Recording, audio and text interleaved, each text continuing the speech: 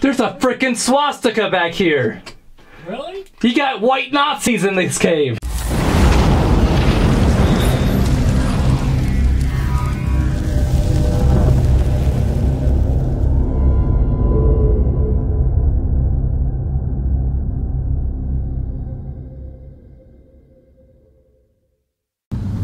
Helen Hunt Falls, burning in. Looks like we can keep going up. Yeah, what goes up there, though? I'm gonna go up and see first. We are here at Helen Hunt Falls. It's supposed to be very haunted, and at nights there's often a lot of weird, spooky sounds people hear. So we're here to check it out, and then we'll be back tonight to see what we can find. There are often paranormal sounds of howling, whining, and weird voices coming off from the distance. So we are here trying to see what they could possibly be hearing, and if it's really haunted or if it's just a rumor to attract tourists. Born Helen Marie Fisk in 1830, October 14th, in Amherst, Massachusetts. Helen's first husband, Mr. Hunt, was killed, and they also had two sons. One died during birth, the other one died as a young child. This made it much harder for Helen, and during her depression she started to write. At a young age she was much more educated than most women at the time, giving her a better advantage that led to most of her success as a writer and an author. Towards the end of her life, she was known best for rights for Native Americans. Due to questionable paranormal activity, there are plenty of trespassing signs keeping people on the path. A few people go missing every few years, so just to lower chances of that, they have put up quite a few boundaries. Here we have Connor and Sean going off the beaten path. They found a trail going up in the woods that they thought was interesting, so they'll probably be two white guys in the scary movie to die first, or normally the cameraman, so I might be screwed. Sean, what do you think of Helen's Haunted Falls? Well, it's definitely spooky, but I haven't seen anything scary along the way. But I guess we have to keep pushing on, figure it out. Because we decided to take a deer path and we actually stumbled on a real trail, might as well keep going. I knocked that up as random exploring 1, cameraman 0. That's really. And if you ever have some free time, it is a very beautiful place that you just might want to go and visit, hike for a couple days, and enjoy nature. Hi guys. Helen Hunt wrote a story based on the American Indians and their lifestyle. Most people enjoyed it more as a romantic novel than actually a novel showing their history and culture. And a year after this book was released, her husband passed away, causing her more stress, and she also spent a lot of time here near Colorado Springs,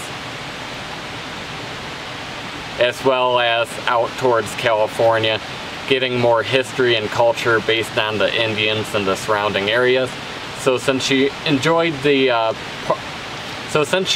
land around here so much, this is where she wanted to be buried. She was buried here and then later moved on to another grave site. The belief is that her soul still haunts the area because this is where she was first buried. They upset her body and moved her body to somewhere else, leaving her soul attached to the land, as well as her previous years before passing away from cancer, where she mostly was trying to change the influence and discrimination against the American Indians. So hiking through the woods, we have gone about 2 miles up kind of a side trail just to see what we can see if we can see any evidence of Indians or the supernatural. So far we haven't seen anything. We'll come back tonight and check out the actual falls and see if we can hear any of the spooky sounds that people have often recorded hearing in the woods around the falls. So while walking, we noticed just on this little bridge right here, there's a very weird smell. It kind of smells like sulfur.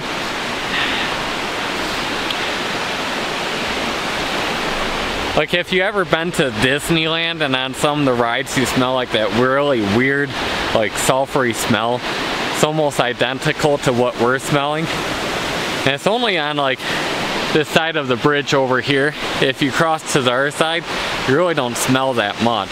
So we're not quite sure what it is, but looks like Sean and Connor are kind of looking around, see if they can get below the bridge and figure out what that odd smell is.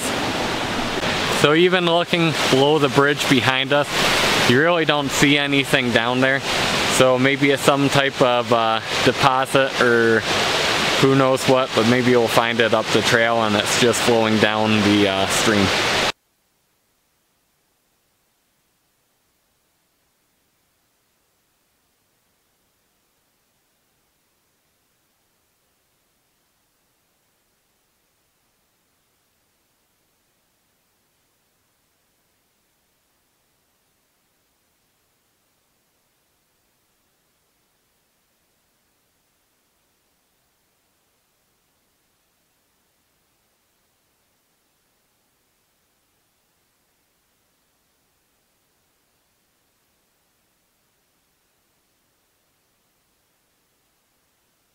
Alright, so as we're going up the hill here, we're hearing some kind of high-pitched sounds, kind of like a rabbit or something that's been caught. So we're gonna peek around the corner up here and then probably start heading back. We've been hiking for, what, 3 hours, Sean? About 3.5 now. About 3.5. So it's about time we head back so we can get down to the falls around nightfall. We did find a few prints and that's part of the reason we have to head back. As you can see, there's some deer tracks right here. You can see both of the front hooves and then the dew claws kind of starting to sink in. There's a dog track right here.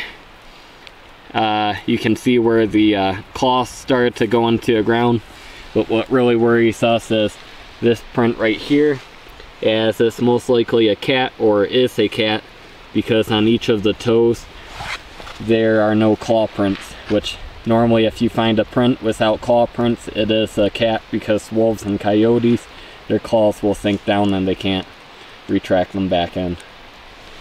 So we'll head up farther and see what we can see, but we won't go too much farther after hearing those sounds, and these could possibly be fresh tracks. So we don't want to walk in on a mountain lion, mostly if it just got some prey up ahead, or it will probably attack us to defend its kill. So as we're walking back down to the falls, we found this cave and it looks like it goes pretty deep in here.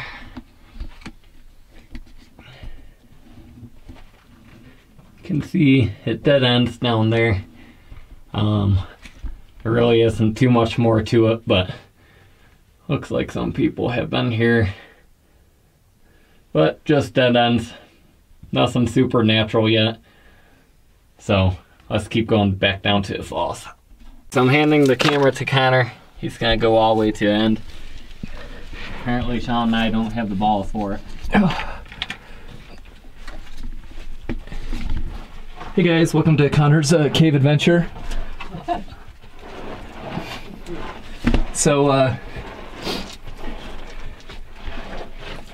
rocks kind of hurt against skin, in case you guys didn't know. Oh, there's a glow stick.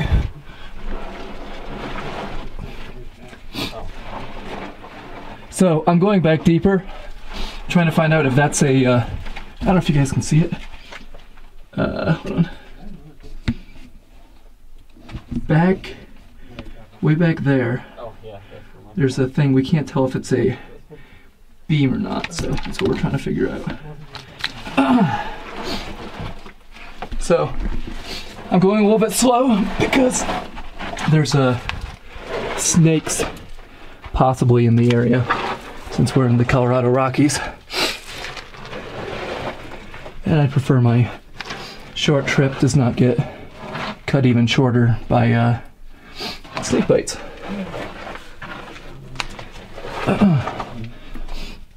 Checking out that little cove over there. So as you can see, it kind of opens up back here. So I think I might be able to stand up slightly. Checking holes for snakes and black widow spiders, because I don't know where the hell they live. Oh, that's something. Is that a frickin' spider? That's a frickin' spider. Alright. I guess I need to go a little bit further. Holy shit, what the hell? Oh, it's like...